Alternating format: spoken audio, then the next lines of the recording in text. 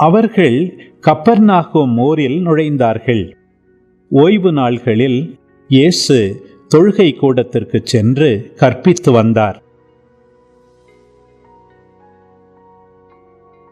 அவருடைய போதனையை குறித்து மக்கள் வியப்பில் ஆழ்ந்தார்கள். ஏனெனில் அவர் மறைநூல் அறிஞரை போலன்றி அதிகாரத்தோடு அவர்களுக்கு கற்பித்து வந்தார். அப்போது அவர்களுடைய தொழுகை கூடத்தில் தீய ஆவி பிடித்திருந்த ஒருவர் இருந்தார். அவரை பிடித்திருந்த ஆவி, நாசரேத்து இயேசுவே, உமக்கு இங்கு என்ன வேலை? எங்களை ஒழித்து விடவா வந்தீர்?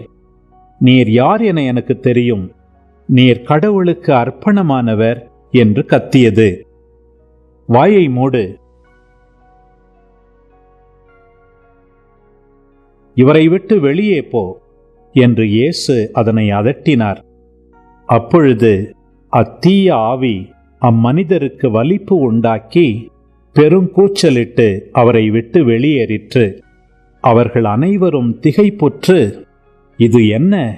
இது அதிகாரம் கொண்ட புதிய போதனையாயிருக்கிறதே.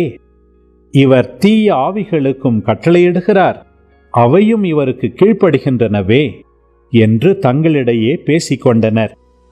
அவரை பற்றிய செய்தி உடனே கலிலேயாவின் சுற்றுப்புறம் எங்கும் பரவியது.